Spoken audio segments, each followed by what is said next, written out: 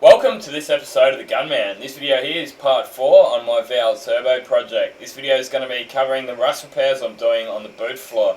So to start off, I'm going to have to pull this petrol tank out. As you can see up here, there's just a few hoses and a few wires that I had to unplug. It's pretty simple to pull out. Apart from that, there's just a few bolts. I had to do my best to drain the tank first. I just drained it into a jerry can and then got my mate to help me lifting it out. As you can see now, we can get into most of the boot floor there. It's all exposed. I ended up pulling out the just the back section of that exhaust to allow me to access the rest of the boot floor as well. So I'm just starting off by just cutting the bulk of it out. It's not my final cut. This is just allowing me to get actually in there. I'll then lower the entire car down and I'll be able to get into the rest of cutting the rest of the actual welds out. So it's always a good idea to wear a welding jacket when you're grinding overhead. Yeah, they were just burning the absolute crap out of my arms, so as you can see there, I decided to whack that welding jacket on. One thing I will make a quick mention to, obviously you've got a lot of sparks there, and that is an ignition point, so you've just pulled your fuel tank out. If you spilled a little bit of fuel around, yeah, I wouldn't even be wiping it up. What I did was I pulled the fuel tank out the prior night. I did spill a little bit here and there, and I just left it overnight.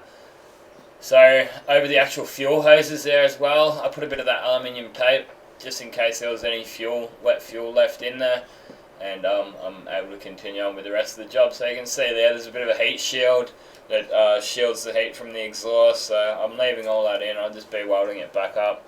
A lot of those welds I was able to just unpick with a hammer and chisel. Didn't end up doing too much damage. There's a few ways you can do it. It's up to you. You can drill them out. The only thing about that is that you've then got to find that hole again and weld it up. You can also just get a belt sander or something like that. They work quite well, and then just grind through the top of the steel. And you can also just get any sort of a grinder that will grind through that spot weld. But I found for the bulk of it, this worked quite well. Just chiseling them out, especially where the chassis rails were. A lot of strength there, so I wasn't actually damaging the chassis rail itself. I didn't care about the top part because it all had to go, and all in all I was quite happy with how this job came up. I got a friend of mine to come in and give me a few pointers. He'd done a bit of this kind of work before, so it's always good for someone who's not overly experienced with this kind of stuff. It's always good to get someone to nut it out with, I guess. Figure it out together. So whenever doing any grinding, you've got to wear safety glasses, at least. That's the bare minimum, safety glasses. Earmuffs are always good, gloves and stuff like that. Just stop yourself from cutting yourself on the metal. And yeah, just continuing around. That's just a little 100mm grinder. Just cutting it out there. You can see that the section that I've got doesn't include that spare wheel well, whereas the factory section, that's all actually one panel. It goes right up through that rear parcel shelf as well, but I was just forced to just cut that section out, overlap it by say an inch or so, and then just do some puddle welds. So I just ended up drilling holes in it, tech screwing it down first, and then drilling some holes, and then I was able to just puddle weld that up with my MIG welder. I could have used a spot welder if I wanted to make it look more factory, but I'm a bit more confident using the MIG welder. I think that I'll be able to get some stronger welds in there. I'm not after anything that looks pretty. I just want something that's going to last. I'm not doing this to prove a point to anyone. I'm doing it because I want to share this car with you guys, and I hope you guys can pick up one or two things. I'm not claiming to be the best panel beater out there. I'm not even a panel beater, but as I said in previous videos, I'm usually happy with the results I get. And that's all that really matters when all's said and done. So when it comes to welding, you know, I can tell you what I do know. You need good conduction. So if you haven't cleaned that steel up nicely and there's paint that's going to be in the way of your weld, then it won't conduct and you won't get the arc out of the MIG welder. So I've cleaned up both sides, as you can see there. There was still a little bit of cutting and stuff that I needed to do around those edges just to tidy it up, but I was just doing this before my mate came in and just getting most of the prep work done, and then we'd be able to do the trial fitting together, have someone help me out doing that. we had to trim up this section a touch as well to get it to fit in a bit nicer. He also brought over a pack of tech screws, which came in handy because I was thinking of maybe just tacking it in with the weld, but he said, no, you're better off putting it in with the screws, and then that gives you an idea of how it's going to sit. And then where the screw holes are, all you end up doing is putting a weld through there, and you weld that straight up, and it's quite a simple process and very effective, gets good results. So we went around the inside, marked out where the welds were going to be, so we ended up welding all where the chassis rails are, and there's welds front and rear as well, and all around the entire edges. So just marked that out and then came back over, trimmed it up as we needed to, and also got the little grinder and ground it back. I actually really enjoy doing this kind of stuff because it's something different, especially it's being on my own car. You know, I'm used to painting all day and stuff like that. This is something you can really just get into and, I don't know, just start smashing around, making a great big noise, and you can really be proud of what you've accomplished at the end of it. This is what I did on my Saturday, and I was loving every minute that I was there. So it's just good fun to do this kind of stuff. And as long as it passed the pits, I'll be happy. There you go. See that little cut up the back there? That was me getting a little bit carried away with the angle grinder. I lost my train of thought. I started cutting it out on the Wednesday, and then I had Thursday off and come back to it on Friday afternoon, and lost my train of thought and just got a little bit carried away. And then I started doing that cut, and I'm like, hold on, I better have a think about this. And I had another look at it. I'm like, no, I better not make that cut yet. So all I ended up having to do was just get the MIG welder back onto it and weld it back up. I'll be brushing a bit of seam sealer around all these edges in the next video, and also doing some underbody deadener as well, and painting the boot floor too, inside and out. So there's a bit of a look at my MIG welder. It's a great MIG welder, able to get nice clean welds. Well, if there's anything at fault, it's my welding, not the welder.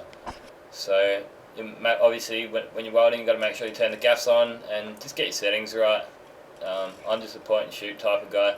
If it's not working, then I'll adjust it from there. If you do want to learn how to weld, this is the wrong channel. I'm not going to be claiming that I know everything about welding, because I don't. So check out other YouTube videos if you want to learn how to weld. This is just the rust repair section that I've done. So there, what we did, we drilled those holes through for the tech screws, and then we got a slightly bigger drill bit and just drilled through the top panel. So my rust repair section, so I didn't go through the lower section that I was welding through. And that just opened, and sort of a bit like with a countersink, and it's giving my weld something to stick into, and it worked quite well. And there you go, as they say, if you can't weld good, weld more. Another one for you is, a bad weld is only a grind away from a good weld. So you get a bad weld there, grind it off and do it again if you can. So you really just want to get a nice amount of heat into it without getting too much, or else you just end up blowing holes. If you're blowing heaps of holes, I like to back that voltage off, and maybe put the wire speed down a touch if the gun's sort of pushing back towards you. And there you go, I'm just continuing on. Once I get a couple of welds in there, I'll take a couple of those other tech screws out and continue on with the welds, and I did that the entire way around the boot floor. So the next video on this one will just be including the underbody deadener as well.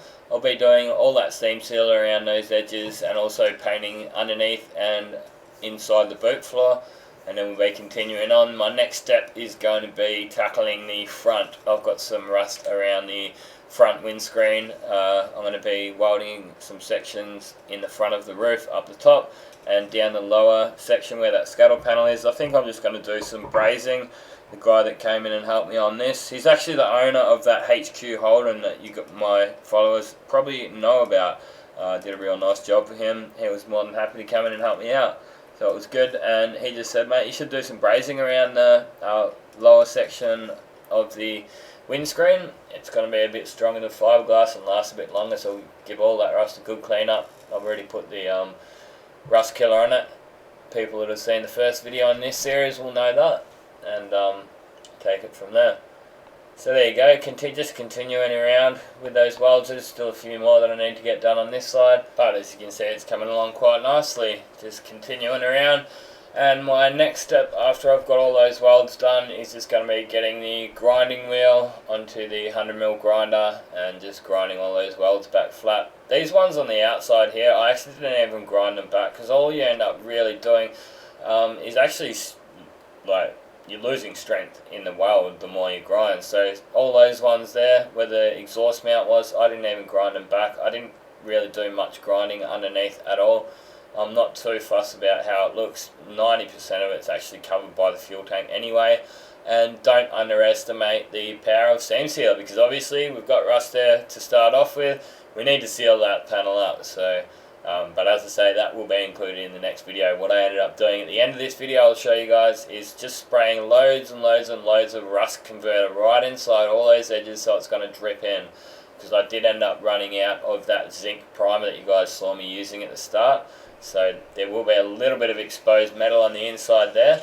However, I believe if we get all that rust killer in there, and then also seal that seam up with the good quality seam sealer, and hey, it's in the right hands now. This car's in the right hands. I'm going to be keeping an eye on it, and I won't be letting it get to the extent of rust that it got to this time. At the very end, I've just included just a few pics from start to finish. They're actually the pics that I put up onto Instagram, so make sure you do check me out on Instagram. You'll get update as I do it. So I just put loads and loads of pics up to Instagram of a day. I don't get over the top with all the hashtags and that. I'm busy at work, so I don't have too much time to stuff around typing stuff out. Take a pic, upload it. You know, you guys can keep track of my progress and stuff I'm doing. And then, yeah, I always like to get home and edit this footage up so I can show you guys. I tell you what, especially with this job, I just couldn't wait to get home and edit it up so I can share this job with the world, because I really did have a good time doing this, and I'm very proud of the results.